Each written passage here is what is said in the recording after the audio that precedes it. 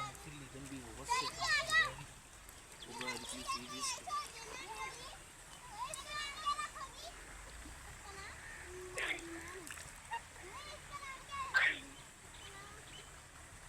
بس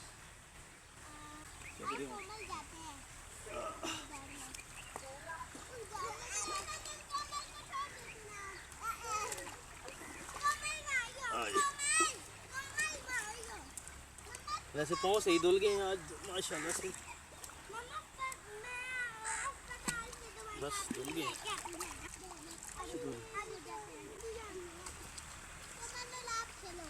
السلام علیکم ورحمۃ اللہ وبرکاتہ. کیسے ہیں آپ سب لوگ؟ آپ دیکھ رہے ہیں کہ تقریباً 4 یا 5 مہینوں کے بعد آج الحمدللہ نہر آئی ہوئی ہے. اور جو 2-3-4 دن پہلے جو ماشاءاللہ سے لگاتار بارشیں ہوتی رہی ہیں ان کی وجہ سے ماشاءاللہ اللہ پاک نے گرمی کی شدت کو بھی کم کیا ہے اور نہر بھی آئی ہے. تو جب یہ نہر آتی ہے تو لازمی جو ہے نا میں بچوں کو لے کر آتا ہوں تاکہ وہ اس نہر میں نہائیں. صاف ستھری نہر ہے ماشاءاللہ سے، یہ دیکھ لیں. اور میں بھی ساتھ آیا ہوں. ذرا پاؤں بھگوئے ہوئے ہیں اور خاموشی اور بڑا مزہ آ رہا ہے اس وقت. اور ماشاءاللہ سے نہر کا پانی بھی صاف ستھرا ہے اور ٹھنڈا بھی ہے.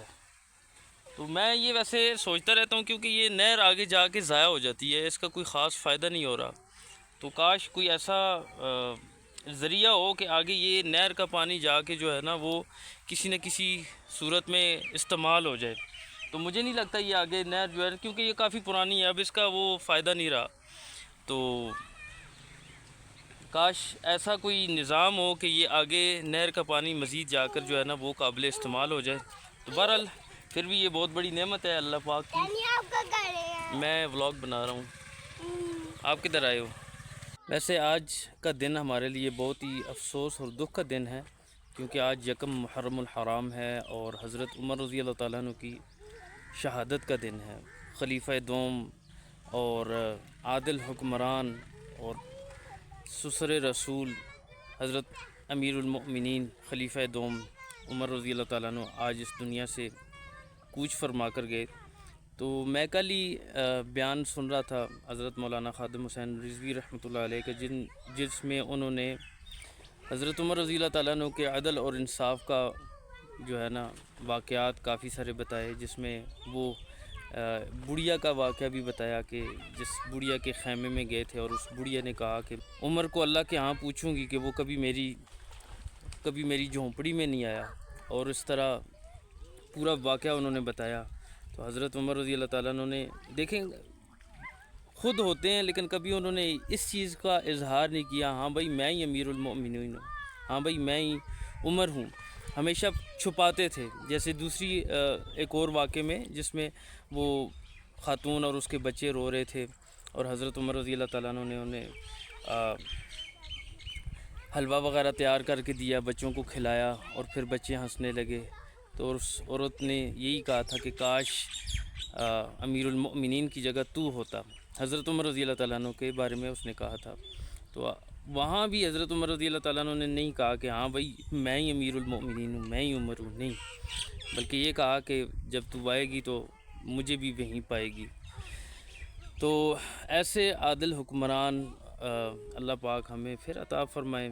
اللہ کے لیے تو کوئی چیز مشکل نہیں ہے، لیکن ایسی یعنی دجلہ اور فرات کے کنارے کوئی بھوکا پیاسا کتا ہوا تو پوچھ تو عمر کو ہوگی ہیں. ایسا ان کے دل میں غم تھا. اور رات کو مدینے کے اندر گشتیں کرتے تھے، پھرتے تھے، کوئی سائل، کوئی حاجت مند جس کی حاجت پوری کی جائے. تو آج ان کی شہادت کا دن ہے.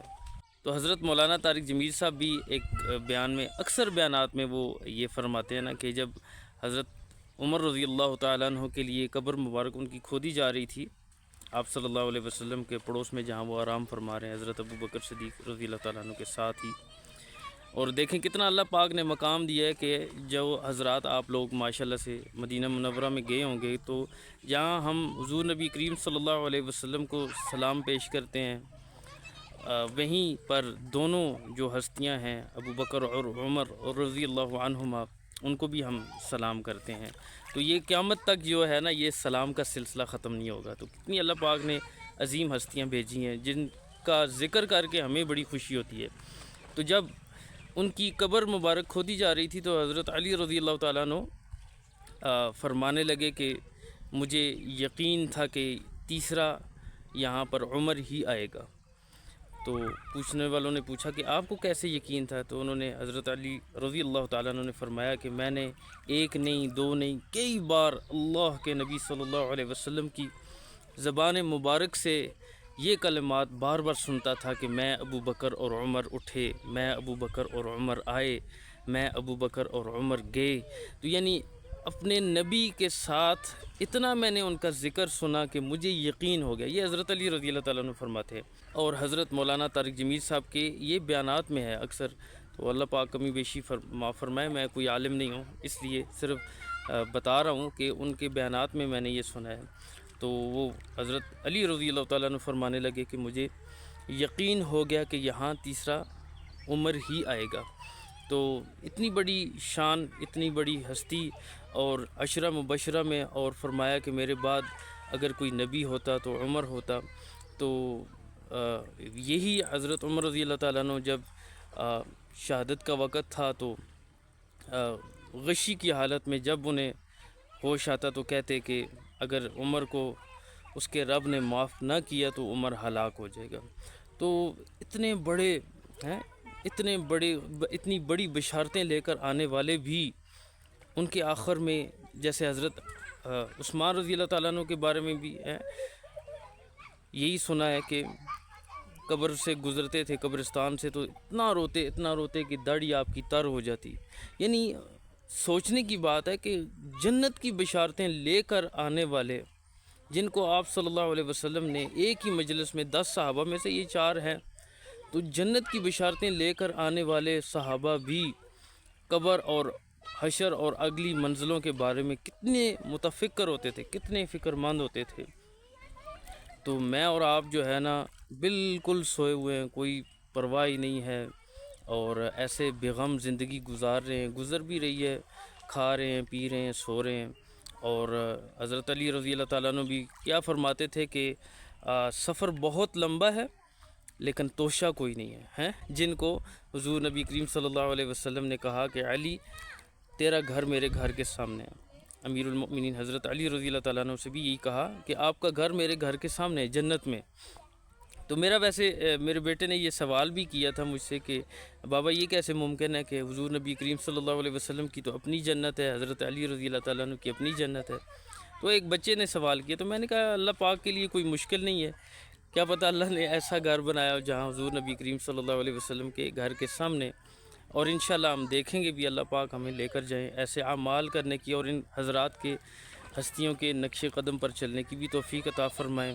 تو ویسے ہمارا جو اسلامی سال ہے وہ مولوی طارق جمیل صاحب یہی فرماتے ہیں نا کہ ہمارا نیو ایئر تو غم سے ہی شروع ہوتا ہے، اور غم کا ہی سال ہے۔ اور امام حسین رضی اللہ تعالیٰ عنہ کی یوم شہادت بھی آتی ہے 10 محرم الحرام کو، اتنا بڑا عظیم جو ہے نا دردناک سانحہ، جس میں حضور نبی کریم صلی اللہ علیہ وسلم کی آل اور آپ صلی اللہ علیہ وسلم کے اہل بیت میں سے جو ہے نا کتنی زیادہ شہادتیں ہوئیں، اور پاک پاکیزہ خون جو ہے نا وہ بہا گیا 10 محرم الحرام کو۔ تو وہ کہتے ہیں کہ بطور مسلم ہمارا سال تو غم سے ہی شروع ہوتا ہے، رونے دھونے سے ہی شروع ہوتا ہے۔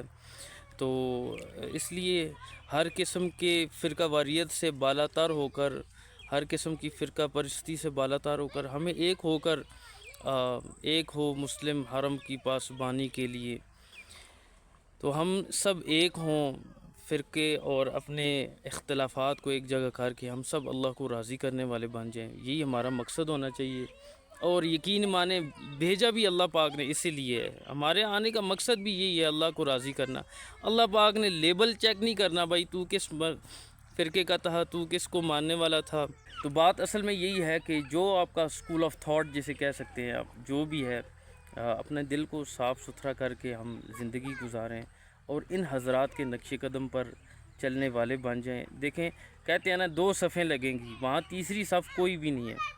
قیامت والے دن علماء فرماتے ہیں کہ 2 ہی صفیں ہوں گی، ایک صف کی سرداری اور امامت حضور نبی کریم صلی اللہ علیہ وسلم فرمائیں گے، اور اس جھنڈے کے نیچے امام الانبیاء اور آپ صلی اللہ علیہ وسلم کے پیچھے سارے انبیاء اور صحابہ کرام، محدثین، مفسرین، جتنے بھی نیک اللہ کے لوگ ہوں گے، اور دوسری صف میں کہتے ہیں ظالم بادشاہ ہوں گے، فرعون، قارون، حامان اور ایسے بڑے بڑے ظالم بادشاہ ہوں گے، تو دو صفیں لگیں گی، تیسری کوئی وہاں پر بات نہیں ہے، یا کامیابی ہے یا ناکامی ہے۔